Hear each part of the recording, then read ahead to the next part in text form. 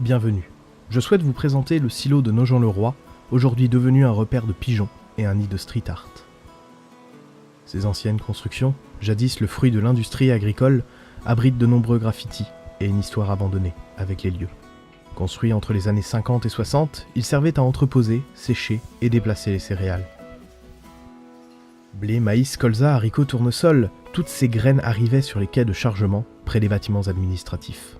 Un employé pesait et étiquetait les marchandises avant de les laisser tomber dans une fosse. Ces ressources cheminaient vers les cuves à travers de longs tuyaux d'acier avant d'être triées, puis séchées.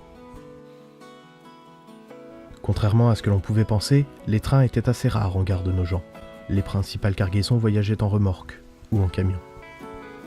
Il existe de nombreux silos dans la région, mais celui-ci possède, de par son architecture et son abandon, un charme tout particulier. En effet, en s'y baladant, on se rend compte des vestiges passés, mémoire des ouvriers qui travaillaient là. Le temps s'est comme figé, et la structure semble, malgré la poussière, pouvoir repartir d'un instant à l'autre. Il reste emprisonné de son passé, qu'il ne semble jamais avoir oublié. Les documents et les papiers de bureau restent en partie entreposés dans les locaux. On imagine difficilement de l'extérieur les richesses de ce lieu. En plus des céréales, les bâtiments pouvaient stocker toutes sortes d'engrais et de produits de traitement pour les champs. Une partie était également réservée à la nourriture du bétail.